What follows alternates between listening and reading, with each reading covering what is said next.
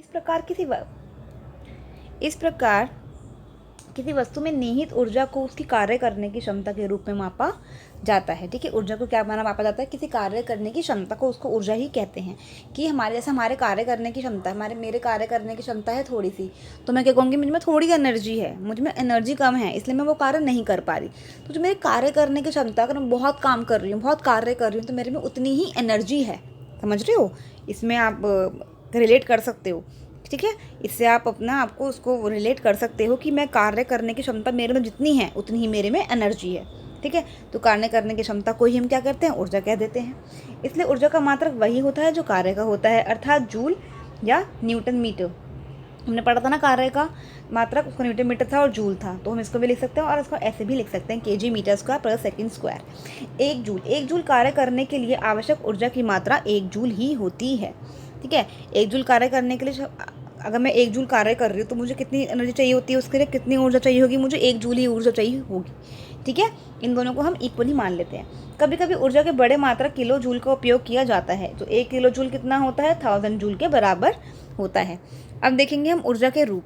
ऊर्जा अनेक रूप में विद्यमान है, जैसे सौर ऊर्जा जो हमें सन से मिलती है, सूर्य की रोशनी से, सोलर एनर्जी। प्रकाश ऊर्जा, लाइट एनर्जी, जो हम घर में लाइट्स चलाते हैं तो लाइट एनर्जी तो होती है वो। ऊष्मीय ऊर्जा, ठीक है, जो हमें गर्मी से मिलती है ऊर्जा। ठीक है, रासायनिक ऊर्जा, केमिकल एनर्जीज जो होती है हमारे, जो रासायनिक जो हमारी प्रक्रियाएं होती हैं। विद्युत ऊर्जा है ना, इलेक्ट्रिसिटी से जो मिलती है। ज्वारीय ऊर्जा जो हमें पानी वानी से मिलती है, ज्वार भाटा जब आता है तब से उससे मिलती है। पवन ऊर्जा जो हमारे विंड मिल्स होते हैं, विंड मिल्स देखे होंगे आपने, वो लगे होते हैं बड़े बड़े से पंखे से लगे होते हैं, उनसे हमें एनर्जी मिलती है ना। ध्वनि ऊर्जा, ठीक है। यांत्रिक ऊर्जा, मैकेनिकल एनर्जी। किसी वस्तु की स्थितिज या गतिज ऊर्जा के योग को वस्तु का यांत्रिक ऊर्जा कहते हैं। ठीक है, यांत्रिक ऊर्जा किसे कहते हैं? स्थितिज मतलब कि पोटेंशियल और काइनेटिक एनर्जी के योग को वस्तु का यांत्रिक ऊर्जा कहते हैं। अब हम पढ़ेंगे ऊर्जा को परिभाषित कीजिए। किसी कार्य करने की क्षमता को ऊर्जा कहते हैं। ठीक है, और इसका ऐसे ही मात्रक भी लिखिए, जूल और न्यूटन मीटर हम लिख सकते हैं। ऊर्जा के विभिन्न रूप क्या हैं ये हम लिख सकते हैं, उनमें सारे विभिन्न रूप। 14.5 किलो जूल ऊर्जा को जूल में निरूपित कीजिए। अब इसको जूल में करना है, तो 1 किलो जूल कितना था? 1000 जूल्स। तो 14.5 किलो जूल कितना होगा? हम इसको 1000 से मल्टीप्लाई कर देंगे, हमारा आंसर आ जाएगा।